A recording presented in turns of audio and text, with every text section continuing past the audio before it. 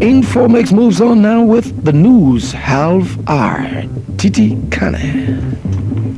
Coming up in this edition of the news half hour, ICOM announces total number of registered voters for 4 counties.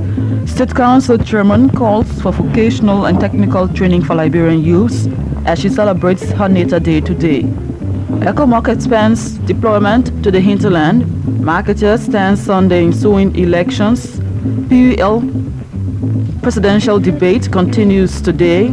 ARCOP's Alhaji Kroman and PPP's Jet Chipo justify their inclusion, plus other major developments. I'm Titi Kane along with my co-presenter David Tagwe on July 16. Elections countdown is barely 3 days to decision time. Stay tuned.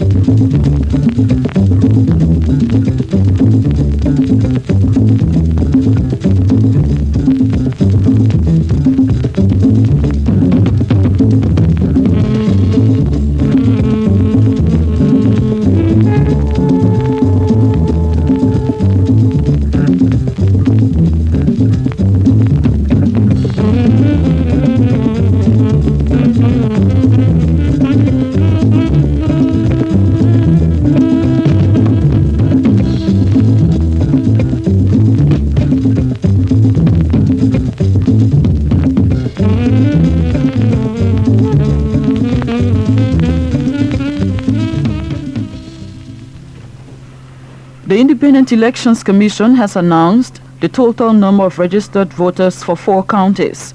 The summary results from the 4 counties are Bomi County, 15,015 registered voters; Cape Mount County, 21,372 registered voters; Riverside County, 8,219 registered voters; and Sino County, 14,770 registered voters. ICOM says results from other counties will be released as they come in.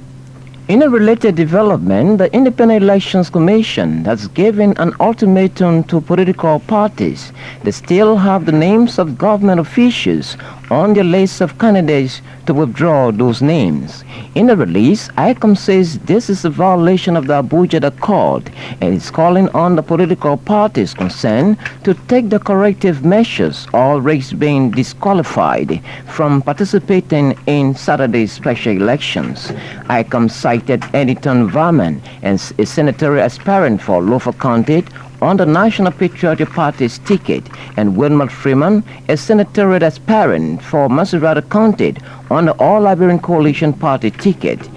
The commission therefore gave all contesting political parties up to 6 in the evening yesterday to do the necessary corrections. Meanwhile, ICOM wants the public to furnish it with names of government officials who are listed as candidates but have still not resigned their respective government positions. Following campaign tours of Bong, Glofar, and Nimba counties, the All-Liberian Coalition Party standard-bearer Alhaji Kroman yesterday called a news conference at his party headquarters in Congo Town, where he reiterated his party's platform. ACOP's preparedness for Saturday's elections and assessment of electoral activities in 3 counties. Decotin Jackson has more on that story. Party standard bearer Alhaji Kroman says though prepared to go to the polls in about 3 days, his party is not satisfied with the arbitrary limitation ICOM has imposed on potential voters. Mr. Kroman, who Monday returned to Monrovia after completing campaign tours of Bong, Nimba, and Lofa counties, said citizens complain of being denied registration, which hosts an estimated 25 to 30,000 people. Only a limited number of eligible voters could register. The Liberian people believe and have said that they've been deprived of their rights to vote because ICOM has arbitrarily imposed a an unreasonable limitation on the number of people who could register, and even though people were physically available to register, the registrars said that they had run out of cards. So that is not satisfactory.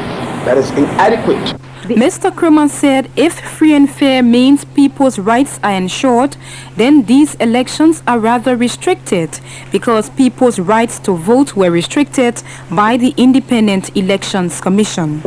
Because if you have the right as a citizen to vote and you are deprived of your right to vote, then that is not a free election. It's a restricted election. And if it is restricted, it is therefore unfair. Not to any candidate per se. It could have been meant to target the candidate, but it's unfair to the entire citizenry. The ALCOP standard bearer reiterated that his government will be one of inclusion and national unity, where trust, hope and security would be ensured. He further pointed out that should he lose Saturday's elections, given that they are credible, it will be a part of ALCOP's democratic character to accept the results. Reacting to a recent threat by NPP's Charles Taylor against ICOM's chairman G. Henry Andrews that it would take angels to save the chairman should he postpone the elections, the ALCOP presidential hopeful said Mr. Taylor has got no authority to make such a statement. They may look at the machinery of ECOMOG, the daily pronouncements by the ECOMOG force commander, and he says that only angel will protect anybody in this country. What does that mean? But during a news conference at the weekend, ECOMOG Force Commander Major General Victor Malu dismissed Mr. Taylor's threat as a mere political bluff. Earlier, Transport Minister Roosevelt Johnson assured that the angels are already here to guide Chairman Andrews. Meanwhile, the ALCOP standard bearer will later this week conclude campaigning for the 1997 special elections in Buchanan, Grand Bassa County. I'm Deconti Jackson reporting for ELBC. With elections just in Liberia's backyard, the standard bearer of the All-Liberian Coalition Party, Alhaji Krumah, has promised the Liberia Broadcasting System a satellite television transmission and an improved radio network. At a news conference yesterday, Mr. Krumah said an ALCOP-led government, the Liberia Broadcasting System, would transcend the old microwave telecommunication transmission, which is very cumbersome. It's more accessible, it's a little bit more expensive. So this is part of the package. LBS will be going by satellite in an ALCOP government in terms of television. And for radio, we're going to have what we call the network of FM. Because you see, sometimes it's only prestigious to have a shortwave because it goes far off, okay? But it's more expensive, it is less efficient. Mr. Krumah, who once served as Director General of LBS, said all of these plans are part of ALCOP's communication package for the new Liberia. On the eve of State Council Chairman Ruth Perry's birth anniversary, the National Port Authority management has described her as a symbol of peace and tranquility for all Liberians.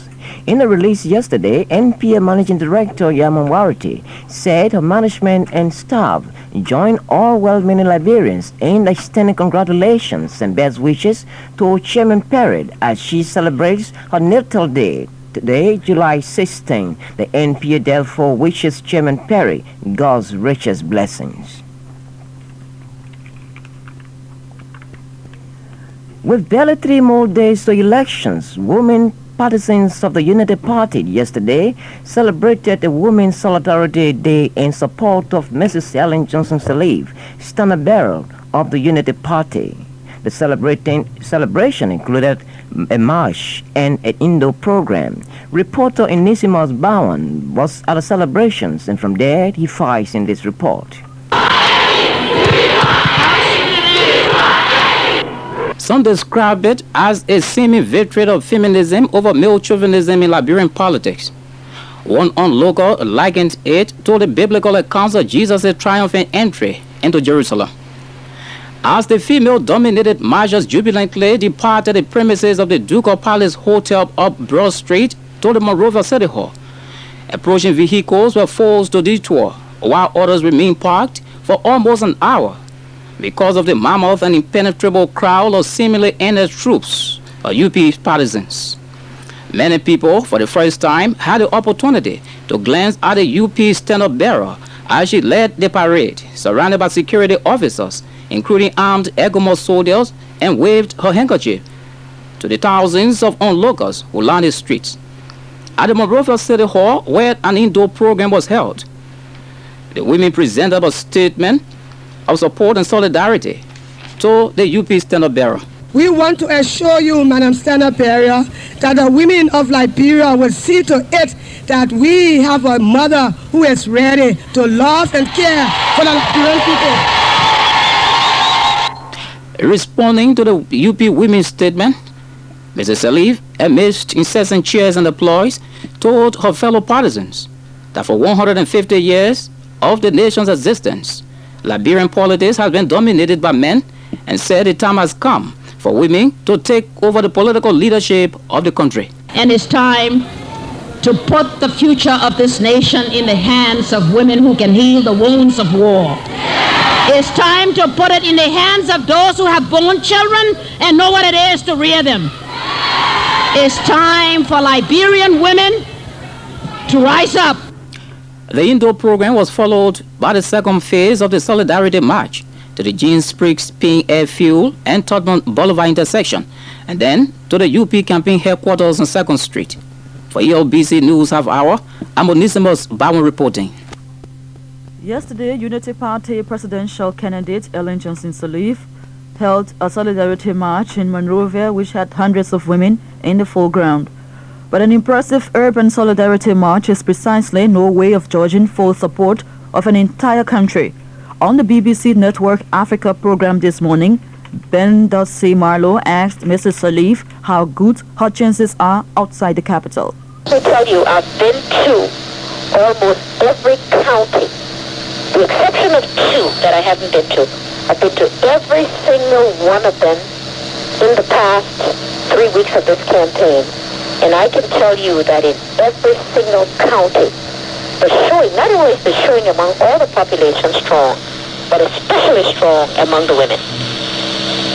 So, you know, that view that this is an urban women's support situation just doesn't hold true. I know it because I've been to the counties. I've seen the women. I've talked to them.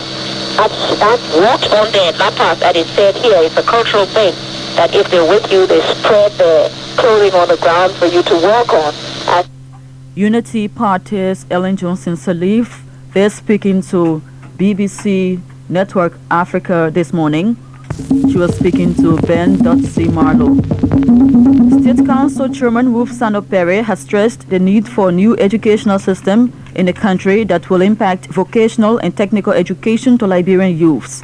She said without such training, experience and specialized knowledge, the vision to see a new Liberia of growing industries and improved technology will never be realized. Addressing the 8th commencement exercise of the STA High School at the Centennial Pavilion yesterday, Chairman Perry pointed out that post-war high school graduates are leaving school without any specialized technical knowledge. She wondered what kind of attitudes, traits and philosophies they have developed during their course of studies. According to the State Council Chairman, the new Liberia requires that government gives serious consideration to this new educational system by renovating existing vocational and technical institutions as well as establishing new ones where the needs are greater.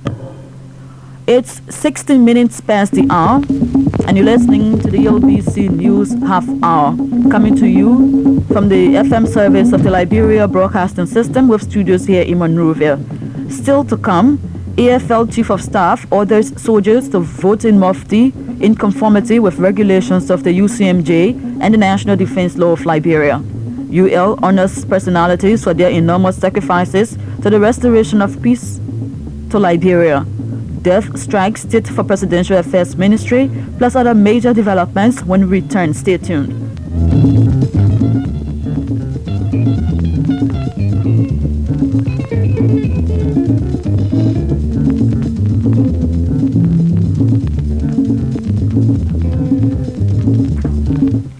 With 3 days to elections, the ECOMOG peacekeeping force has suspended its deployment to more towns and villages into the hinterland in readiness for the polls. An ECOMOG release says the force commander, Major General Samuel Victor Malud, announced this yesterday at ECOMOG headquarters during a courtesy call on him by the delegation of the Japanese government observer team to the Liberian election. Major General Malud stated that ECOMOG has succeeded in creating a very conducive security atmosphere for the polls. An effort, he noted, has ensured that there were no hostility of any kind in any part of Liberia. The ECOMOG force commander emphasized that the political parties contesting Saturday's elections have all been campaigning freely in all parts of the country and assured that there will be no security problem in Liberia during the polls. Major General Malud reiterated that ECOMOG troops will be present at all polling booths and will provide adequate security for all voters and observers.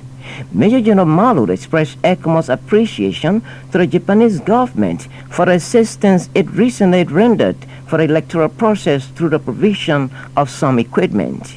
Speaking during the visit, Mr. Suseku Narumiya, the head of the Japanese Observer Mission, expressed the concern of the Japanese people for a return of peace to Liberia. He announced the Japanese government, besides the $300,000 provided for the communication equipment through Unimil, has provided an additional $500,000 United States dollars for hiring of helicopters to aid transportation during the election period. The July 19th special elections date is considered by many as the D-date in the Liberian Civil War. It is considered crucial to the resolution efforts of the Civil War because it is on that date the Liberian people will resolve to either move this country forward or allow it to perish in the years ahead. In preparation for that history-making day, Liberians, especially politicians, are leaving no screw unturned in reaching out to the electorates to purposely educate them about the process. Bombing County Senatorial hopeful Maurice Dukley is one of many partisans who is doing just that. Recently, Mr. Dukley was in Swan-Mecca and Bopolu statutory districts in Bombing and Lower Lofa counties on a campaign trail. Reporter Moses Sunday has more on that story. All over the place, Arco Fever has taken complete control of Medina Town here in Lower Lofa County, to be specific, as the Bopolu statutory district. The Arco Fever in all of the towns and villages visited in the western region by the Bombing County senatorial hopeful was very high. The people's conspicuous support for the All-Liberian Coalition Party, ARCO, was manifested by the massive number of individuals that turned out to receive Mr. Dukley and his campaign team. The 3-day campaign trail, which commenced with earlier visits to Mementown and Moulton Corner displaced camps in Brewerville, took the TLA former Speaker to Bono and Moimba towns in Swan-Mecca district. As part of his campaign activities in the western region, Mr. Dukley was also ARCO national whip toward many towns in Bopolu statutory district, Lower Lofa County, including Madina, Bopolu district headquarters, among others. The outspoken ARCO national whip message to citizens and ARCO partisans in all of the areas visited was simple and clear. I am confident. I know that if these elections are held on Saturday this week, the elections are free and fair, one man, one vote. On Sunday, they will announce that Alhaji Nkrumah is president of Liberia. Former TLA Speaker, now senatorial aspirants on the ticket of FACAP, they're concluding their report with Onesimus Bao. The standard bearers of the All-Liberian Coalition Party, ACAP, and the Progressive People's Party, PPP, Messrs. Alhaji Nkrumah and Chair Chipo, will today address the 4th special session of the Edward Wilmot Blyden Forum on the topic Challenges and Prospects for a New Liberia. The program takes place at the Monrovia City Hall at 3 this afternoon. These special sessions, according to the press union release, are being organized by the PUL to give presidential aspirants the opportunity to state clearly their views and vision for New Liberia. already Mr. Gabriel Bacchus Matthews, Dr. Henry Boyma Famula Jr., Dr. Harry Fumba Moniba, and Mr. Sa Fayasa Boli have addressed the special session. The alliance of political parties at the weekend ended another round of campaign activities in Tottenburg, Bombing County, and St. Grand Cape Mounts County. In Tottenburg, its standard bearer, Cletus Watterson, was met on arrival by hundreds of supporters who demonstrated their loyalty to his candidacy. Also in St. Grand Cape Mounts County, the alliance, Watterson laid wreath on the grave of the 56 persons massacred in September of 1996. In a statement of support read by Mr. Soko Sirleaf, the St. citizens said they will rather vote for the alliance presidential hopeful who married their daughter, Sienna Watterson, than any other in the July 19 elections. Mr. Watterson, in response, told the Cape Mountainers that his vision is to reunify Liberia. Number 8, Alliance. Number 8, Rooster Alliance. And don't let anybody fool you. Don't let anybody fool you. If they don't win, they will not go into the bush. We will not allow it. ECOMA will not allow it. And when I win, I will put a security group in place that nobody will cause any problem in this country. I can guarantee you that.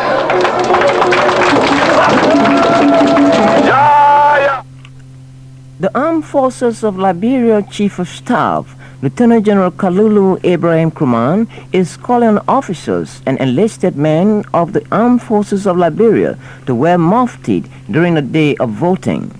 He warned members of the AFL to observe rules and regulations that govern the current electoral process to ensure the Army's neutrality in the present political process.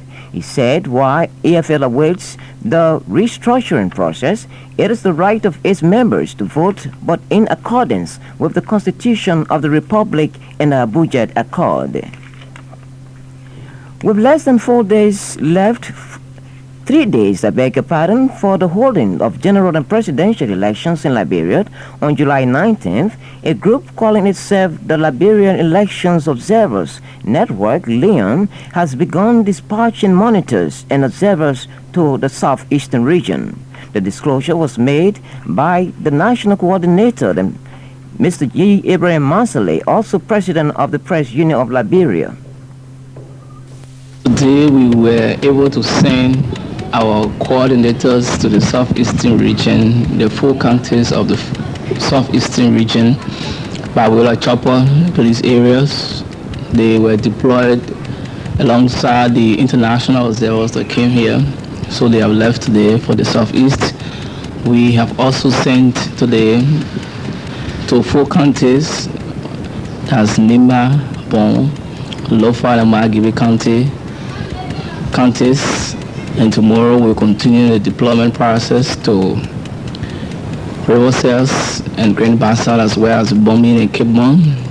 And the people in Monrovia and Monrovia County will begin to get their supplies and materials tomorrow. So from all indications, I think we are well set for the process. We are deploying a total of 1,200 plus persons throughout the 13 counties. If I may ask a question, when you talk about deploying these people, they should be well educated when it comes to monitoring and observing the elections after 7 years of civil destructions in this country. How prepared? We had over 20 training sections for these people. We had over 7 in Monrovia alone, and we conducted training sections in each of the 13 counties. We told them about how to go about doing observation. We have people coming in from Washington, from Ghana, from London, experts from Monrovia, from Zambia. Leon's coordinator and PRPRC, G. Ibrahim Masale. The International Criminal Investigative Training Assistance Program of the United States Department of Justice has completed phase 1 of the training of the Liberia National Police. The exercise commenced last May and climaxed on July 5 with some 500 policemen graduating. After going through a number of security drills, techniques, and defense tactics taught by 5 American security experts.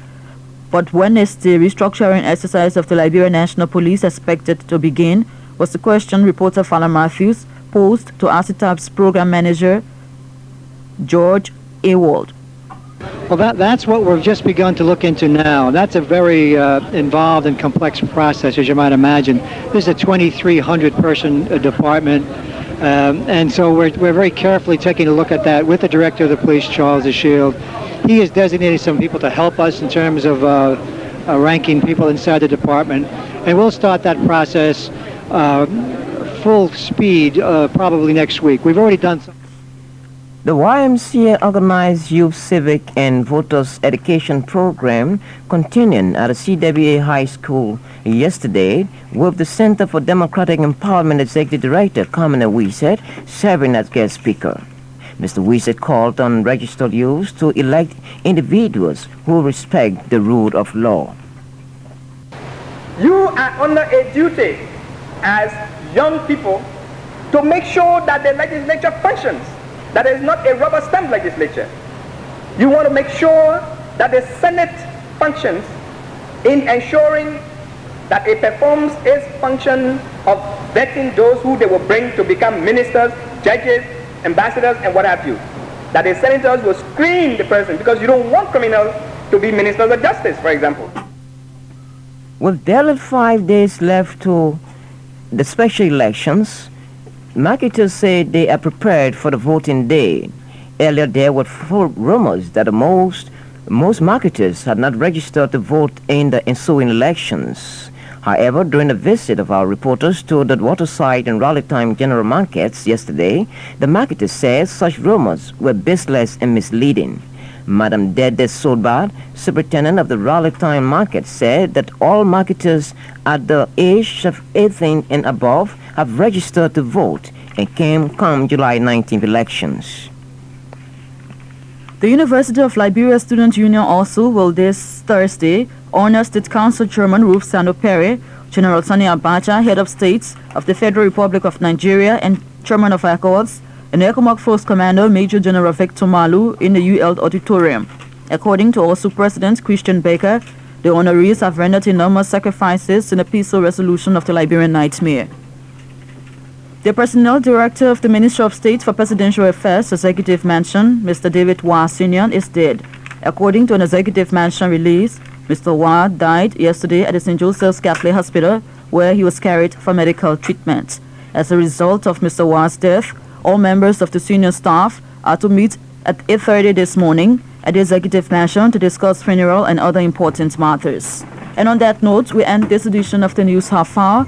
Thanks to our Assistant Director General for News and Public Affairs, Justy Bongan, Director of News, Maggie Bobo, Editor-in-Chief, Frank Simula, and all our reporters, and the man at controls, George Tawakiri, for being of help to this package. On behalf of my co-presenter, David Tagwe, this is Titi Kane returning you to Emmanuel Kepat for the continuation of Infomix. Well, just before you go, should I say good morning, Titi? Good morning, Emmanuel. How was your night? I'm sure very hectic and very packaging like we did ourselves, trying to get things going for Infomix. Sure. Look forward to seeing you at 9 o'clock. Sure. Thank you very much. Bye-bye. Thank you. This is your program Infomix, and hey, don't go away because we're right here and we'll be moving on.